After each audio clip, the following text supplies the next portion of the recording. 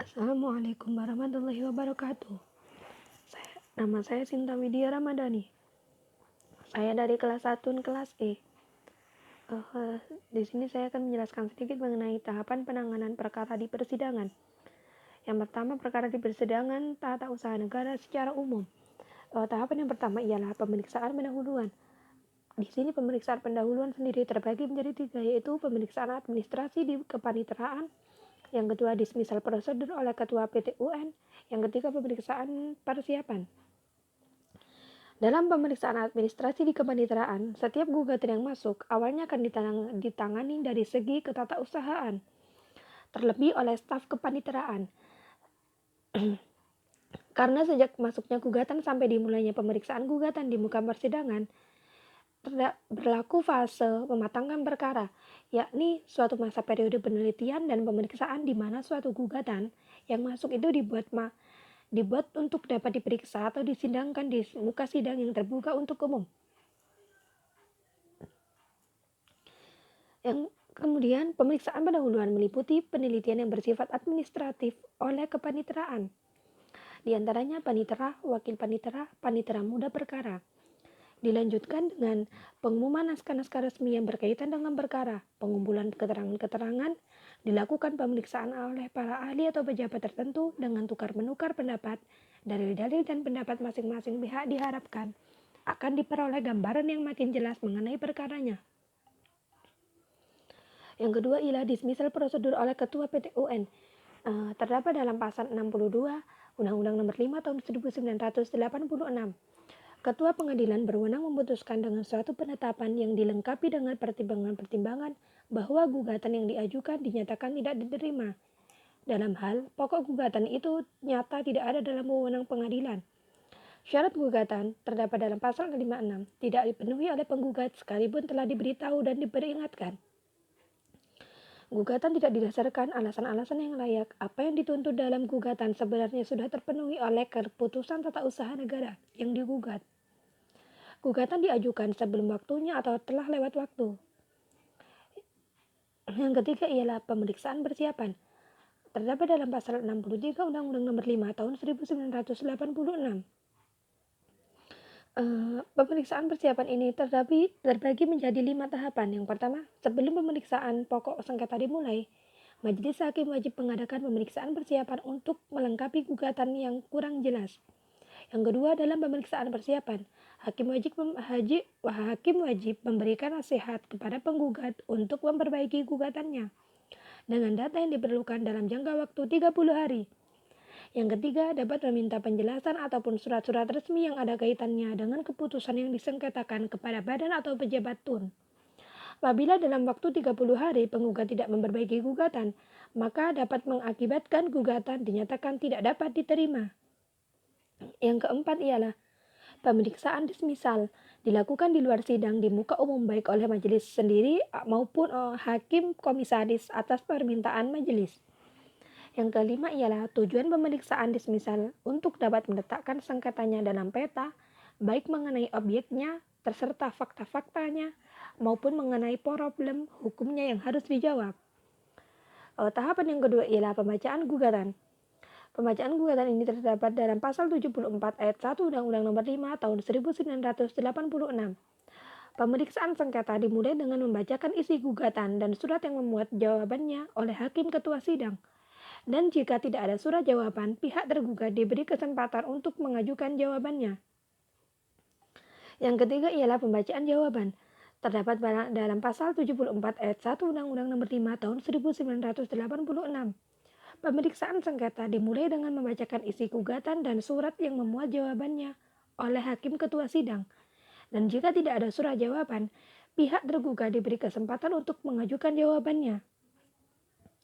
Yang keempat ialah replik. Terdapat dalam pasal 75 ayat 1 Undang-Undang Nomor 5 Tahun 1986. Penggugat dapat mengubah alasan yang mendasari gugatan hanya sampai dengan replik, asal disertai alasan yang cukup serta tidak merugikan kepentingan tergugat. Dan hal tersebut harus dilaksanakan oleh hakim. Yang kelima ialah duplik. Terdapat dalam pasal 75 ayat 2 Undang-Undang Nomor 5 Tahun 1986. Tergugat dapat mengubah alasan yang mendasari jawabannya hanya sampai dengan duplik, asal disertai alasan yang cukup serta tidak merugikan kepentingan penggugat, dan hal tersebut harus dipertimbangkan dengan saksama oleh hakim. Yang keenam ialah pembuktian. Pembuktian terdapat dalam pasal 100 Undang-Undang Nomor 5 Tahun 1986.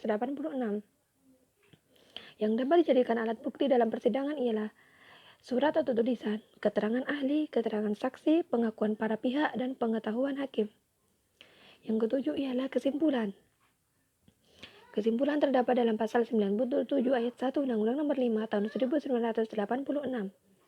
Dalam hal pemeriksaan sengketa sudah diselesaikan, kedua belah pihak diberi kesempatan untuk mengemukakan pendapat yang terakhir berupa kesimpulan masing-masing.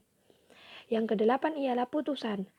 Putusan terdapat dalam pasal 108 Undang-Undang Nomor 5 Tahun 1986. Putusan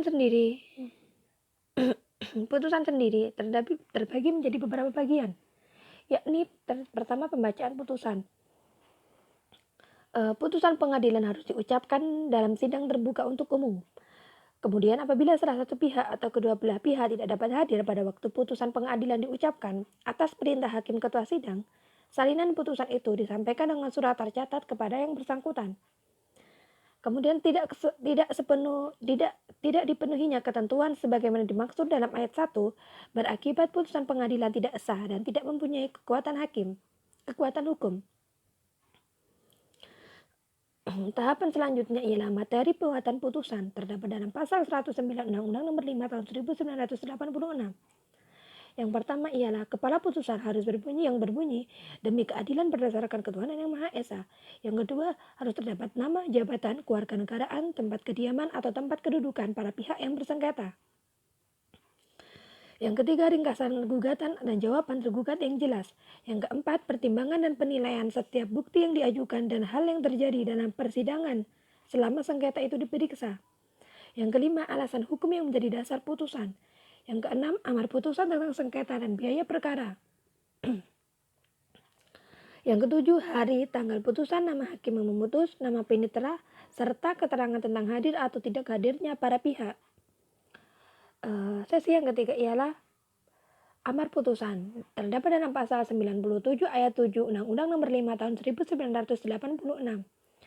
Amar putusan sendiri terbagi menjadi 4. Yang pertama tentang gugatan ditolak, yaitu bila suatu gugatan tidak dapat dibuktikan dalil gugatannya bahwa tergugat patut dihukum karena melanggar hal-hal yang disampaikan dalam gugatan, maka gugatan dinyatakan ditolak. Yang kedua ialah gugatan dikabulkan, yaitu dikabulkannya suatu gugatan adalah dengan syarat bila dalil gugatnya dapat dibuktikan oleh penggugat sesuai alat bukti, sebagaimana diatur dalam pasal 1865 Kitab Undang-Undang Hukum Perdata.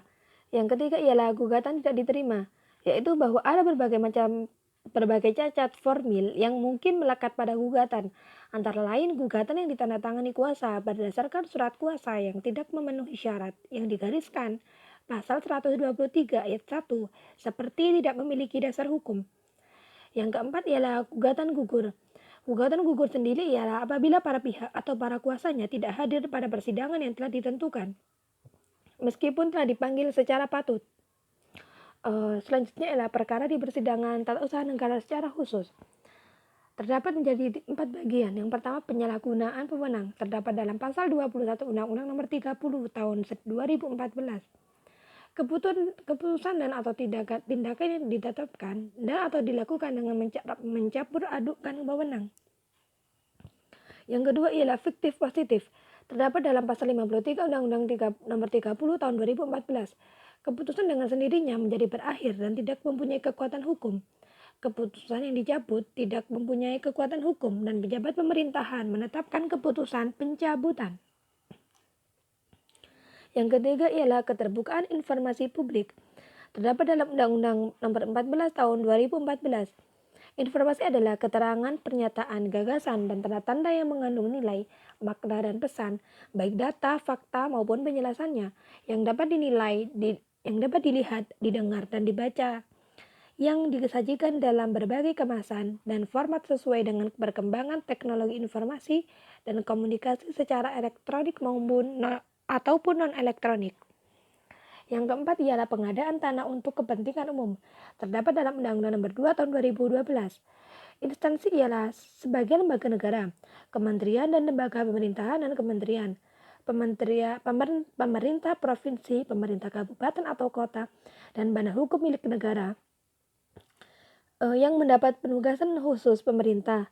Pengadaan tanah adalah kegiatan menyediakan tanah dengan cara memberi ganti kerugian yang layak dan adil kepada pihak yang berhak atas tanah.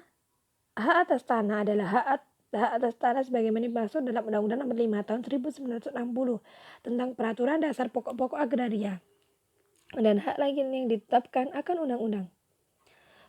Sekian penjelasan dari saya dan terima kasih. Wassalamualaikum warahmatullahi wabarakatuh.